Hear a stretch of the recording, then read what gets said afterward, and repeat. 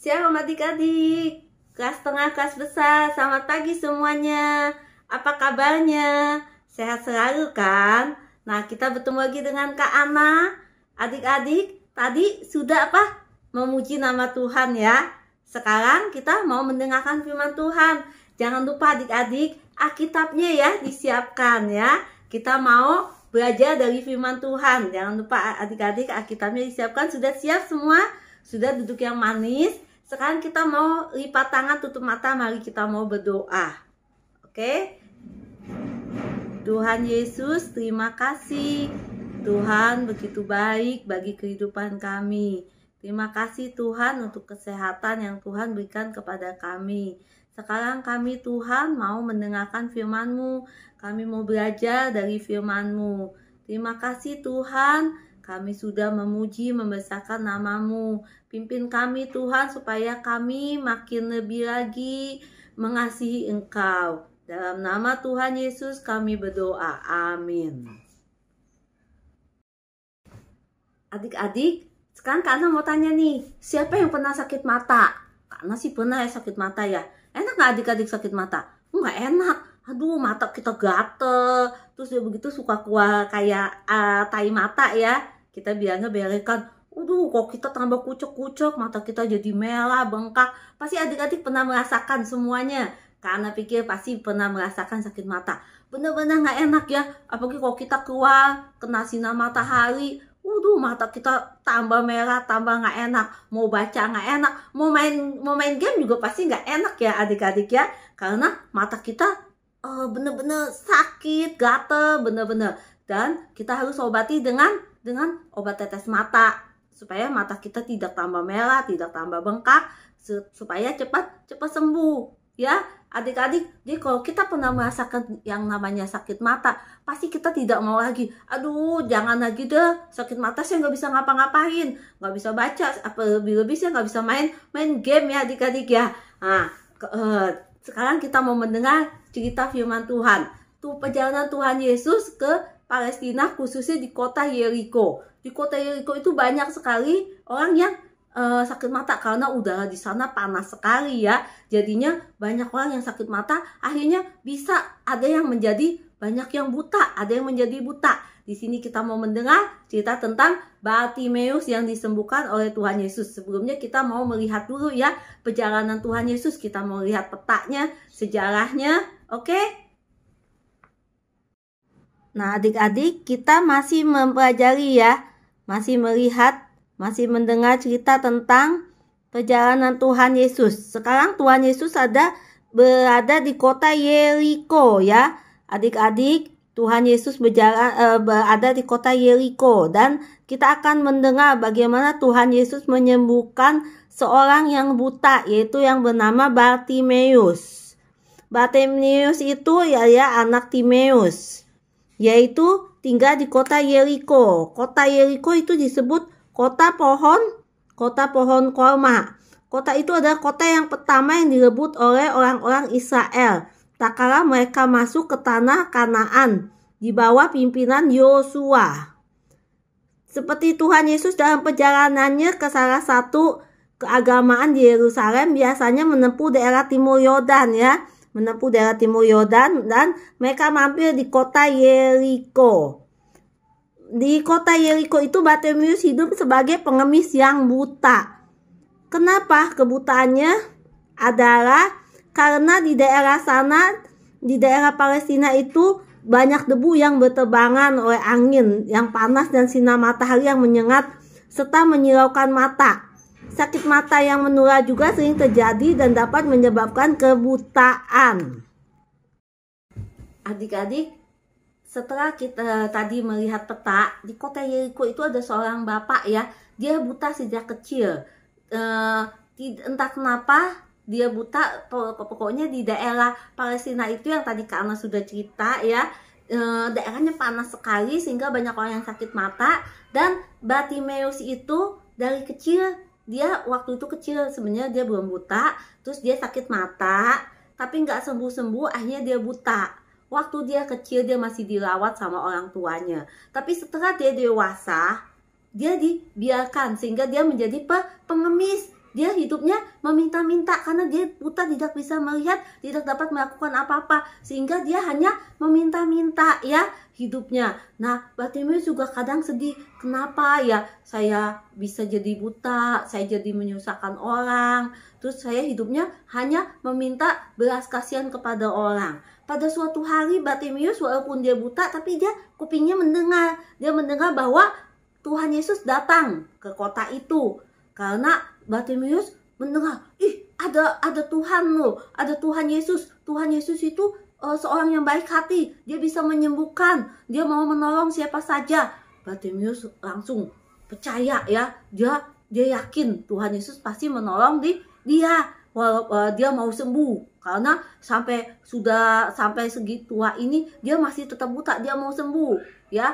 Lalu Bartimeus berusaha bagaimana caranya dia supaya Tuhan Yesus menyembuhkan dia, bagaimana caranya dia dapat bertemu dengan Tuhan Yesus. Nah, kita lihat ya, bagaimana Bartimeus disembuhkan oleh Tuhan Yesus. Adik-adik, cerita minggu ini Kak Anta akan membahas bagaimana Yesus menyembuhkan Bartimeus. Bagaimana sikap seorang Bartimeus itu terdapat dalam Markus 10 ayat 46 sampai 52. Markus yaitu perjanjian baru. Kita masih melihat tentang Tuhan Yesus yang mengajarkan banyak mukjizat ya, adik-adik. Kita tahu Tuhan Yesus beserta murid-muridnya sedang berada di kota Yeriko. Pada saat mereka ada di kota Yeriko, mereka bertemu dengan Bartimeus yang berseru, "Yesus anak Daud, kasihanilah aku." Murid-muridnya bilang, "Diam, jangan berisik." Tetapi Bartimeus tetap, "Yesus anak Daud, kasihanilah aku."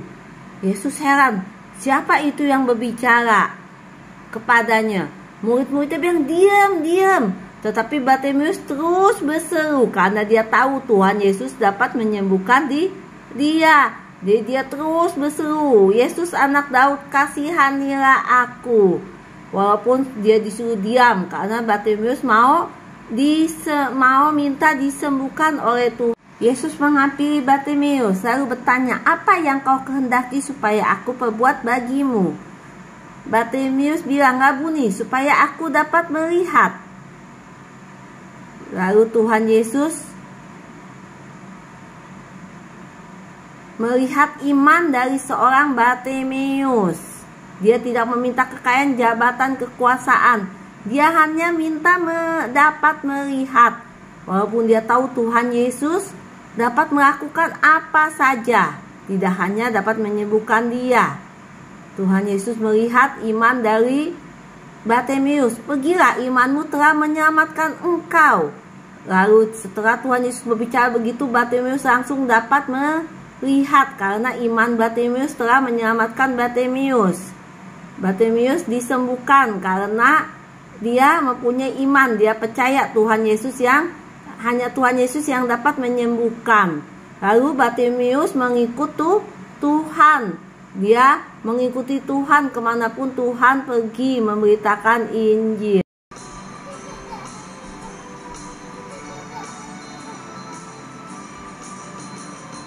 Ada orang buta duduk minta-minta, tiap-tiap hari minta sedekah. Pada suatu hari Yesus melihatnya, orang buta itu disembuhkannya. Matanya celing, Yesus menyembuhkan karena kasih-Nya. Matanya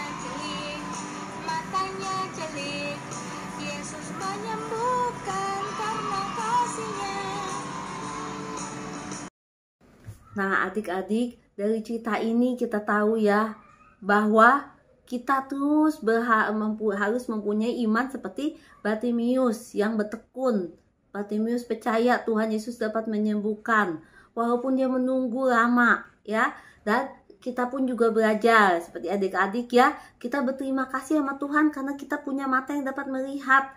Dan kita juga berterima kasih atas kesehatan yang Tuhan berikan kepada kita, atas kepandaian yang Tuhan berikan kepada kita. Ya adik-adik ya, mungkin adik-adik berdoa minta sesuatu tapi belum dijawab. Kalian tunggu. Kita harus mengimani, kita harus bertekun ya. Kita harus bertekun, kita tahu Tuhan yang kita sembah, Tuhan yang hidup, Tuhan yang selalu mendengar doa adik-adik.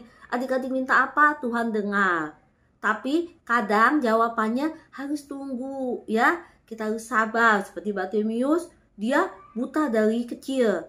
Tetapi dia setelah bertemu dengan Tuhan Yesus, dia disembuhkan, lalu dia menjadi pengikut Tuhan Yesus. Kita juga tahu ya, Tuhan Yesus sudah rela mati di atas kayu salib untuk menebus dosa kita.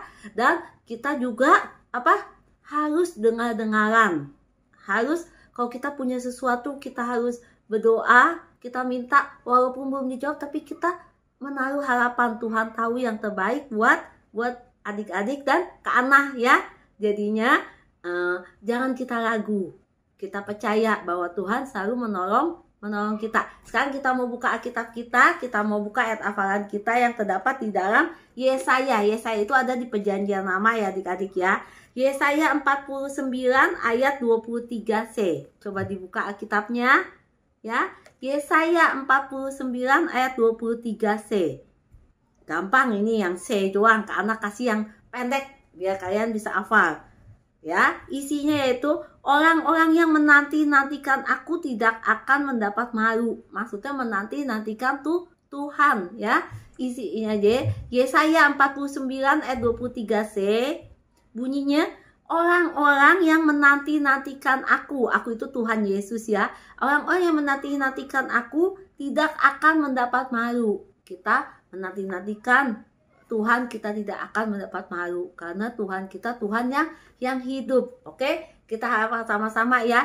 Yesaya 49 ayat 23c. Orang-orang yang menanti-nantikan aku tidak akan mendapat malu. Amin. Udah hafal ya adik-adik ya. Nah adik-adik tadi sudah menghafal ayat hafalan, terus kita juga sudah belajar pujian ya. Itu kayaknya lagunya kalian juga ada yang udah pernah dengar. Satu orang buta duduk minta-minta ya. Itu sebagai pengingat bahwa Tuhan Yesus itu berkuasa. Tuhan Yesus dapat menyembuhkan apa saja. Dia juga menyembuhkan orang yang buta. Kita berterima kasih karena kita diberi mata yang dapat melihat sehingga kita dapat bermain, melakukan segala sesuatu. Ya, sekarang mari kita mau berdoa sebagai penutup. Kita mau berdoa, lipat tangan, kita mau berterima kasih kepada Tuhan. Tuhan Yesus, terima kasih. Tuhan begitu baik dalam kehidupan kami. Tuhan, terima kasih atas kesehatan yang Tuhan berikan kepada kami.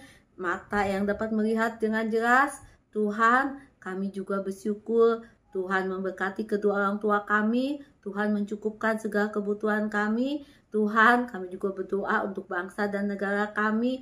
Engkau melihat Tuhan, pandemi masih ada. Ajar kami untuk terus menjaga kesehatan dan mematuhi peraturan dari pemerintah. Tuhan berkati Indonesia. Kami yakin dan percaya pandemi ini akan berlalu. Dan Tuhan juga ampuni segala dosa dan kesalahan kami. Seperti kami juga mengampuni orang yang bersalah kepada kami. Tuhan, terima kasih. Kami mau belajar lebih taat lagi. Kami mau lebih mengasihi Engkau. Dalam nama Tuhan Yesus kami berdoa. Amin.